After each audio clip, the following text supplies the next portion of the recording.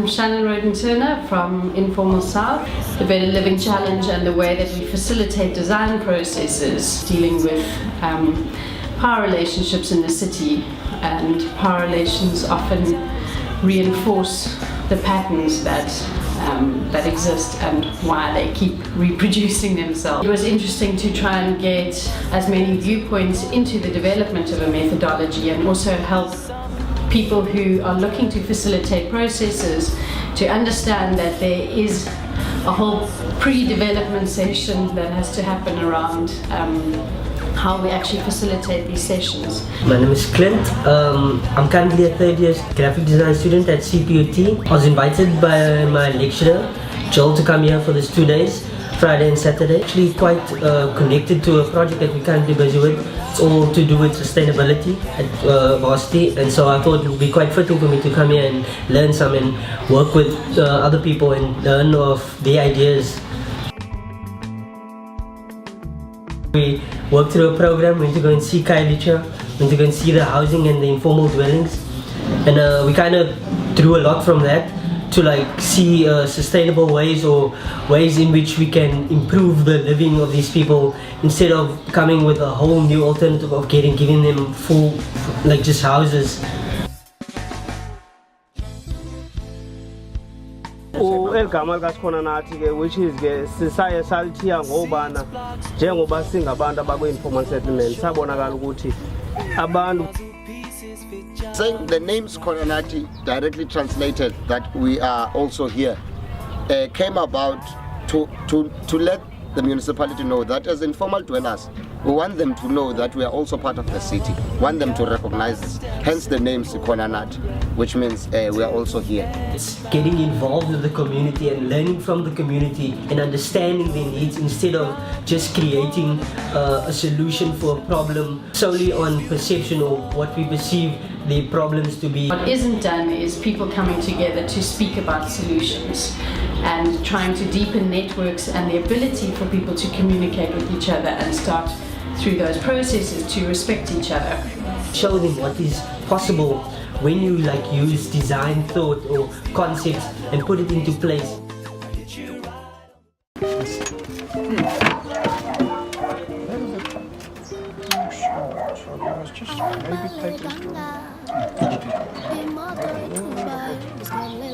My name is Kippy Schmidt. I'm one of the directors of LifeWise Ecolu.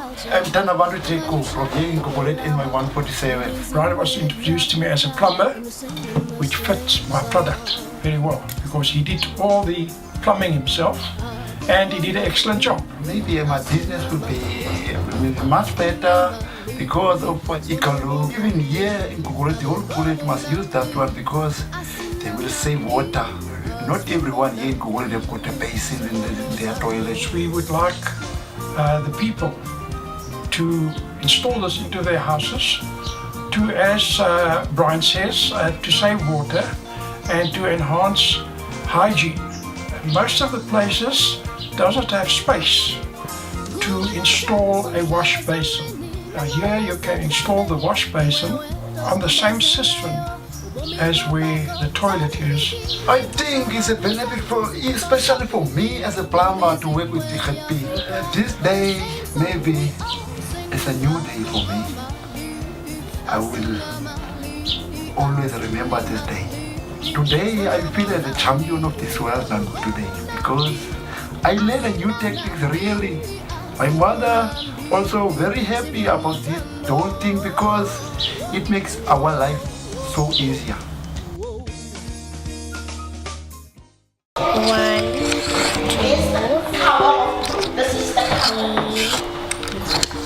I grew up on a farm near Wolseley, and we farm with fruits. After every season, there's a lot of expired wooden fruit bins, and they normally just get thrown away. I decided, okay, let's make something out of it. Hello, my name is Emily Krause. I'm one of the 23 finalists of the Better Living Challenge.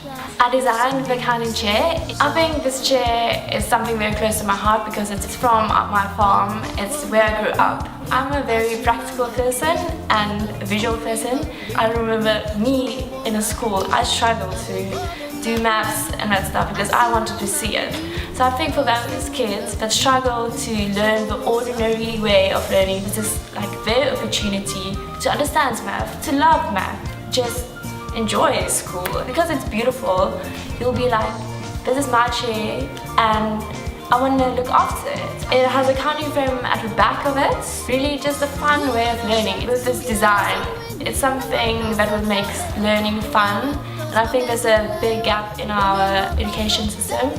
So I think this is something that will make it better and make a difference in the lives of kids. I entered the Better Living Challenge to expose my design into the creative industry. It would be a dream come true for me to actually get this product into schools. It would be such a fun way of learning. And now I just see it like it was 2 years ago when I went to school with a chair, and like now when I saw it again, I'm just like, I want to make this work. I don't want to just bring 2 chairs to a class. I want to fill it up, make all these kids happy, and just do it.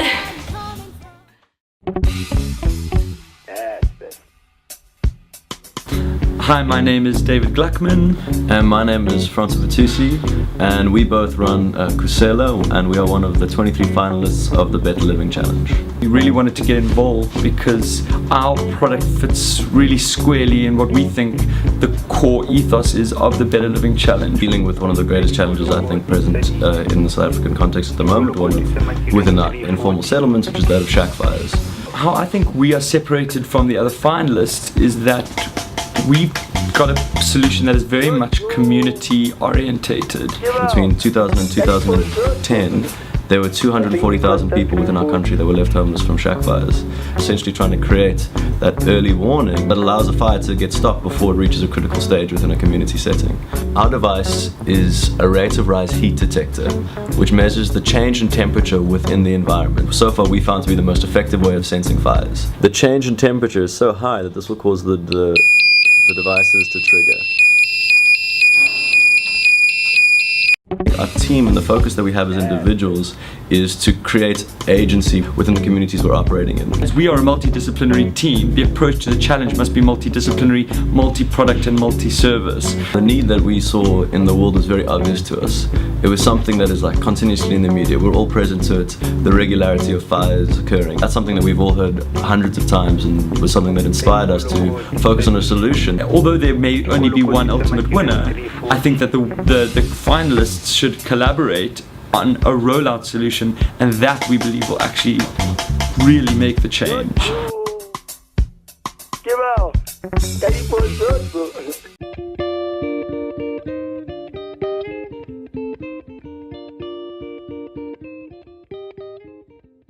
We had 6 months of a project, a design project based in Dunoon Township. We did quite rigorous mapping and on-the-ground research, knocking on doors, measuring businesses, homes, and just getting really in touch with the nature of how these townships work and how the social and spatial relationships between people and the buildings. From my personal experiences and finding we need to define a way of making an RDP house that not only deals with identity, but also allowed for this informality which is going to happen regardless. Hi, I'm Lorden Holmes. I'm one of the 20 finalists for the Better Living Challenge, and my solution is embracing informality. And my solution is a normal building, but taking a problem which is seen as a backyard shack and turning that into a solution to help the current house grow. Not only can it be built by unskilled labour, it comes directly from the need to address the oppressive environment that these backyards are subjected to. I've designed for these backyard shacks to attach on in the most safe and environmentally friendly and also socially friendly way. First you start off with a shack on the back, and then over time you rent that shack out. The whole building is an appreciating asset as opposed to a single house. Instead of it being a product that's shipped in and sold or something new on the market, these are already there. It just provides a more adaptable solution to especially with the modern family. The RDP house is designed on the nuclear family, which is 2.5 kids, a mum and a dad. And most families these days don't work like that. We found that the best design solutions come from submerging yourself in the environment that you're going to design in, as opposed to looking at statistics. A competition like the Better Living Challenge is very important because it gives the chance for young designers and ideas to actually show their worth to the world. So many good ideas slip through the cracks.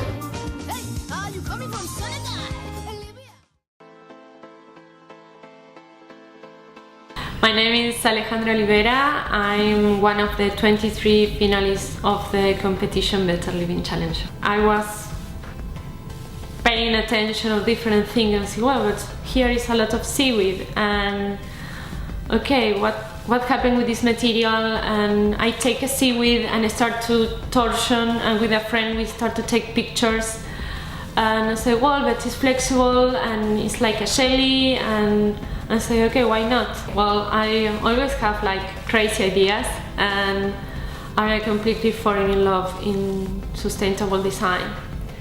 I working a lot in my country, in Argentina, with bamboo, but here bamboo doesn't exist. And when I see this competition, I say, well, but this necessity that have these people is connected with the property that have this material. And I start to figure out what kind of product I can provide, and well, like this come in this solution. I design a product that is a bio panel composed by seaweed. Was in February when I need to start with my thesis, and I say, okay, what happens if I start to test this material? The bio panel is a solution that helps the people to find a place more comfortable. This panel is make a protection between these different temperatures that they feel. I need to think about the competition I wish to win. More than this is that really help for these people that pass so much necessities that I wish to help them.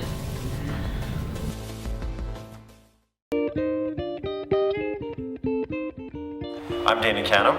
And I'm Angela Holderness.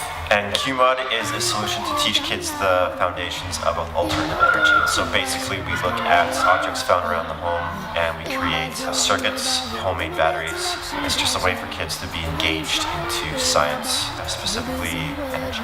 We started off creating electrical circuits using Play-Doh and live batteries, just to get the concept of the circuits across to the children.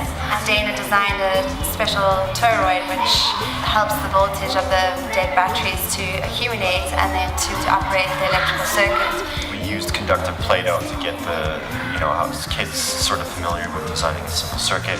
From there we moved on to series, parallel circuits, switches. Like Angela said, we took out the batteries and we used these inductive circuits. And that allowed the kids to use dead batteries, which produces very minimal voltage, similar to like a lemon. And from there we just started experimenting. I mean, Dana's come up with something, and I don't think you really realize the extent of what he's bringing to these children. It was like a state of confusion, and then once they started actually doing it and building these circuits, you could see like the spark in their eye. It was really exciting to see their faces. They really, really enjoyed it, and just to be in such a hands-on learning environment, and to see that they could actually create something on their own with what they can find at home. I think that was just probably the key to this project. I think there's a need for more STEM education. I don't think it's as tough as most kids think. It's something that can be achieved by anyone. He's kind of touched into something that he hasn't really understood because he's not from this country. And being from South Africa, I see that, and I can see the need, and I see how it can be really impactful in our communities.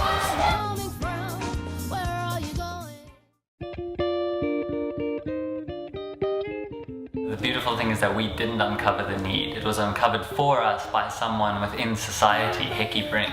He saw this market, he's created the objects, he's pretty much done all the groundwork for this project.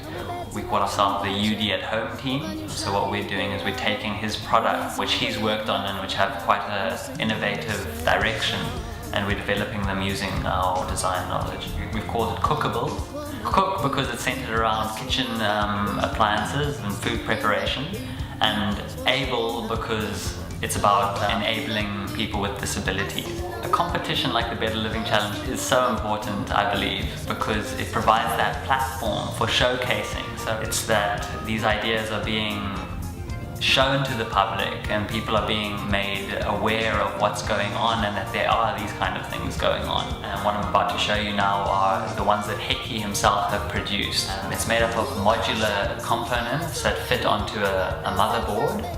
In this way you're able to slice and prepare foods. It's much easier You can change things around for both left and right-handed individuals, but the core of it is that it's to aid people with disabilities. So when we're developing this product, we're not looking only to aid people who have one arm, such as Hickey Brink, although that's where the idea stemmed from. We're also looking at, okay, how can this design help other people who might have problems in the kitchen area too? You know, people with Parkinson's disease, people with arthritis, people who are partially sighted or even blind, children, looking at the whole scope and seeing at every step along the way, how can this product actually encompass everybody?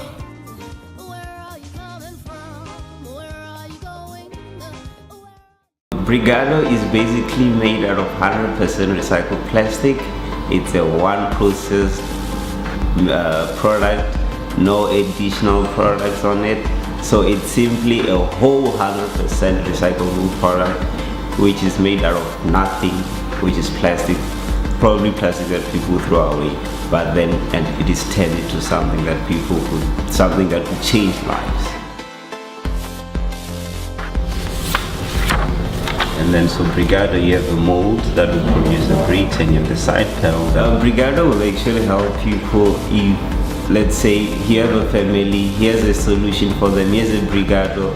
They'll basically build their dream house, but then after that they'll have a kit which they can still use to make bricks. So they can start their own little business where they produce bricks. They can start a small community project, gather together and make a good solution for the whole community and the whole South Africa. So basically Brigado in the future will just how deal with unemployment. Looking at a lot of places in South Africa without houses, like adequate houses, there's a lot of people that it's rainy, they don't have any place to stay, they don't have anywhere to go. But at least one simple solution like a Brigado will change their life from nothing to something, where they can use their kit, whatever they're using, might it be mud, it's out there, might it be concrete, it's also out there. So that one solution will cater for such a problem where people don't have houses and they can have houses at their own pace, and it can be their dream houses.